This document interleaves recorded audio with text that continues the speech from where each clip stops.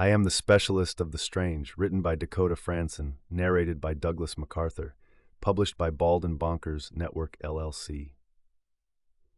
Section 3, Early Life as Dakota. Date, January 18th to 19th, 1996. Location, Earth, Twin Falls, Idaho, Magic Valley Regional Medical Center.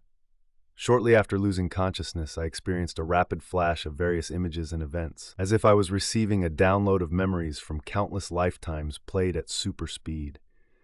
These memories didn't feel like personal experiences, but rather as if they were being received. Some of the events seemed to be from the future. The more recent memories were easier to identify through old family photos, including dates my parents and grandparents went on, and possible histories of abuse discussed in conversations about estranged family members.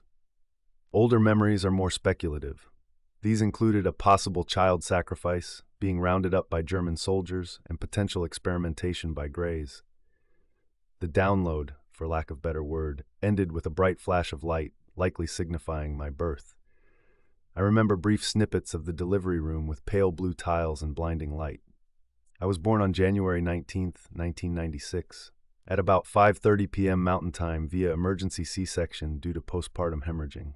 I was my mother's first child, born at 12 pounds 4 ounces, already holding my head up.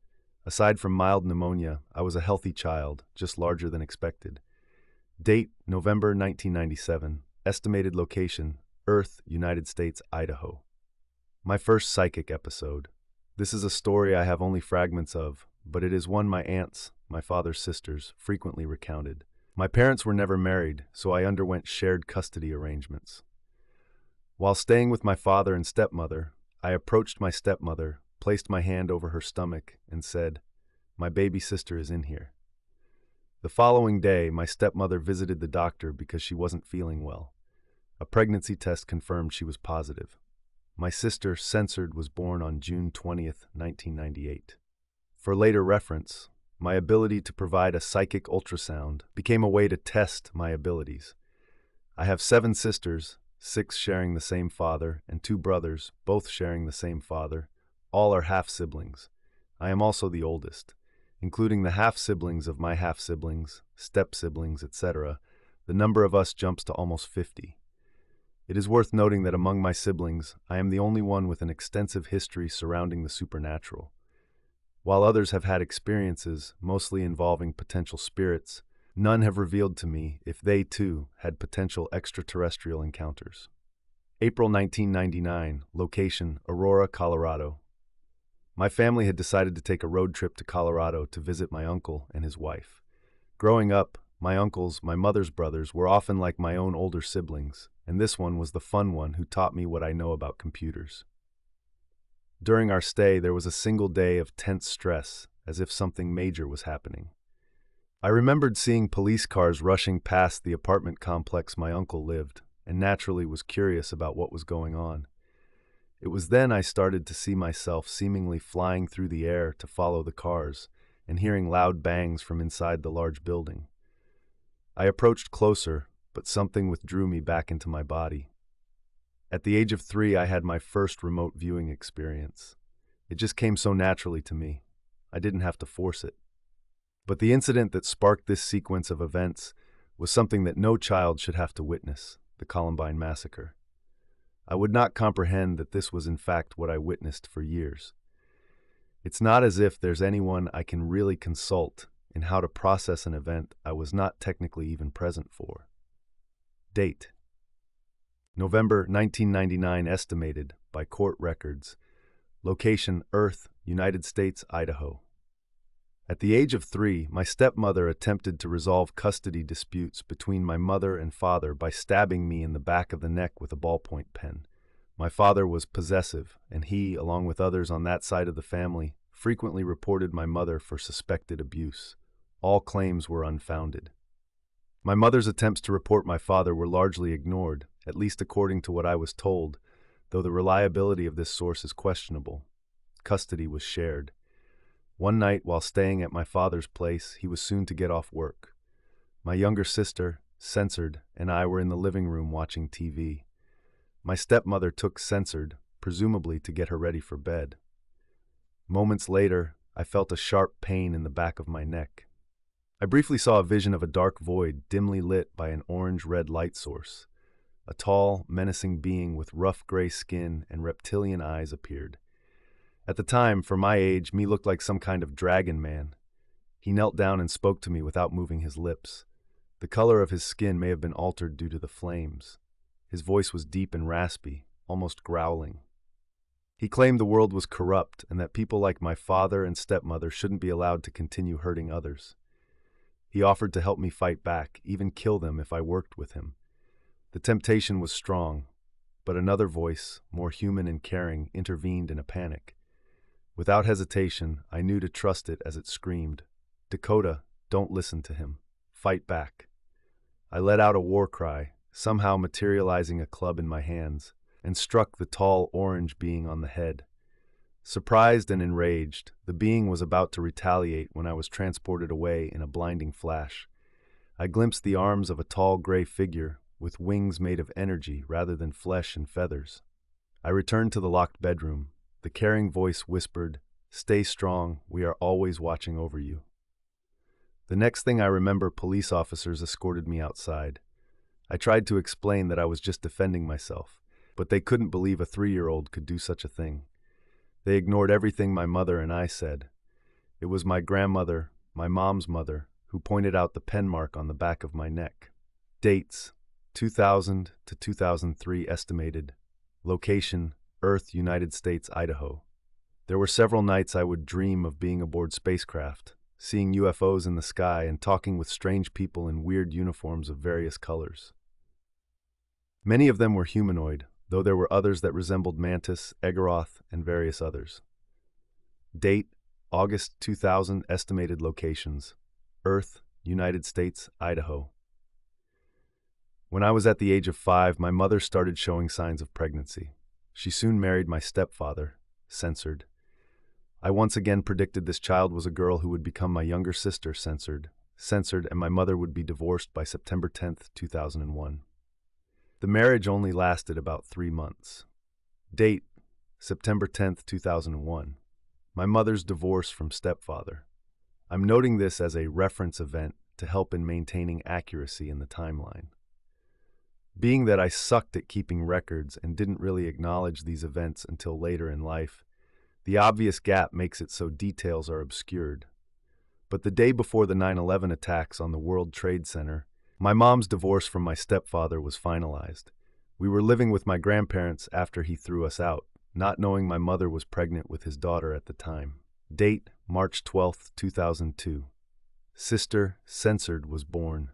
Dates: summer to possibly early fall 2002. Estimated location: Earth, United States, Idaho, Jerome. Spaceships: Murtaugh. One night at my mother's house in Jerome, Idaho, I went to bed around 6 or 6:30 p.m. The exact date is unclear, but the event remains inexplicably strange. When I awoke, it was dark and my mother had gone to bed.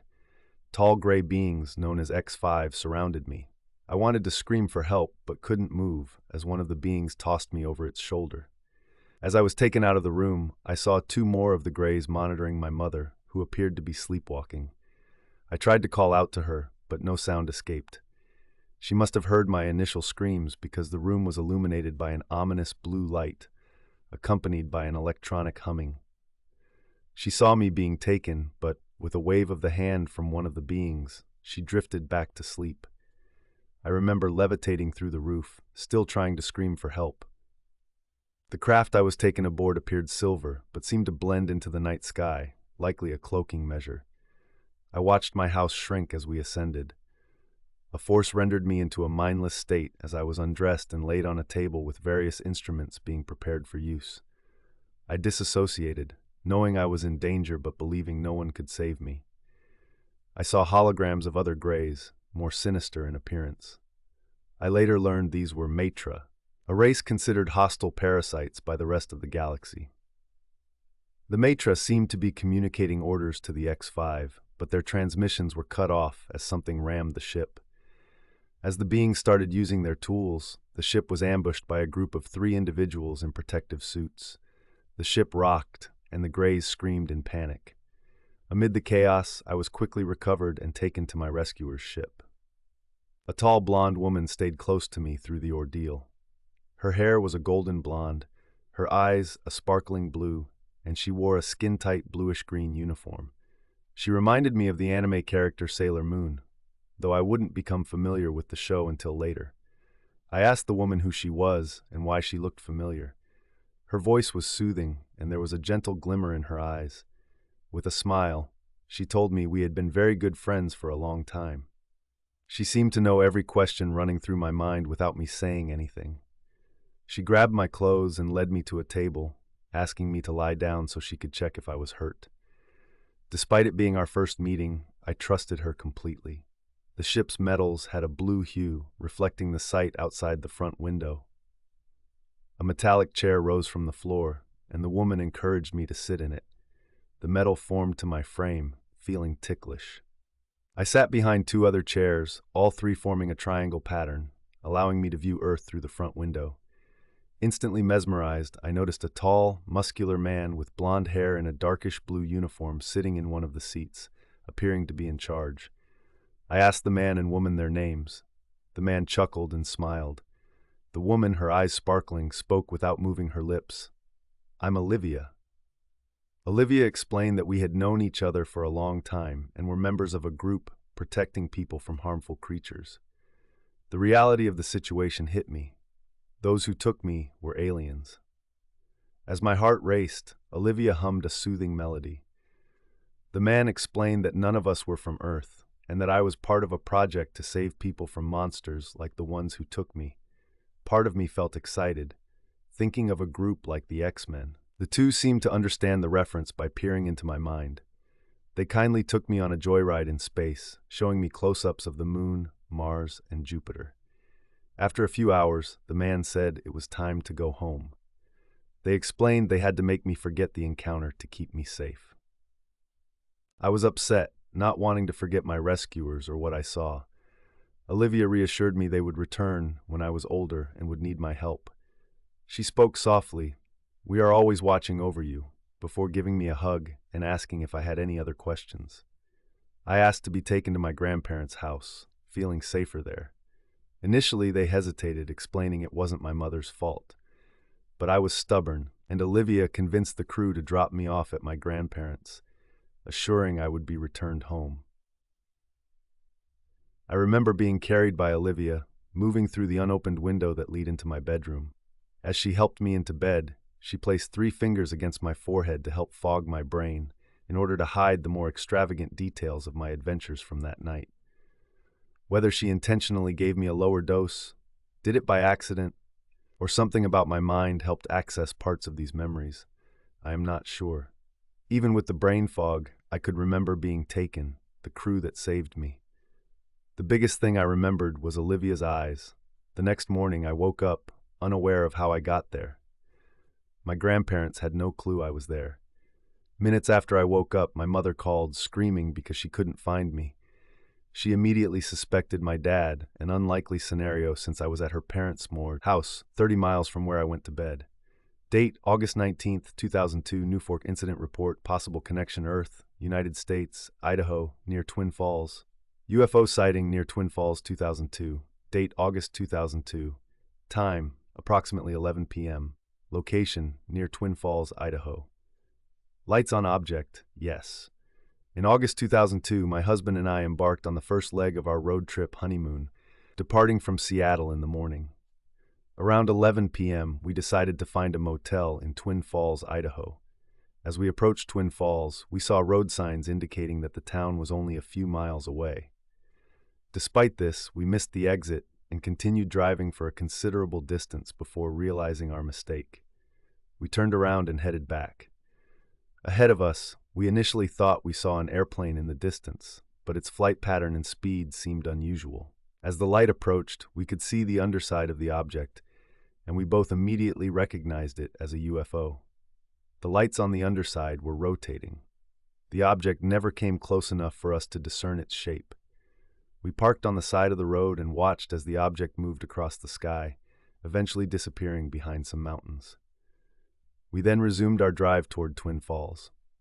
Upon reaching our destination, we confirmed that we had indeed missed Twin Falls and 2 exit signs.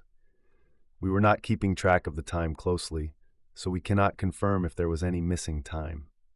However, it remains a mystery how 2 attentive people could overlook 2 exit signs. Note: this corresponding report was taken from the New Fork website and is not in any way, shape, or form a claim of ownership. The only changes made were for spelling and grammar purposes. I chose to include this as the timing and location leads me to believe this is connected to a likely abduction I experienced as a child. If by some chance the couple from the report sees this, please reach out if you can.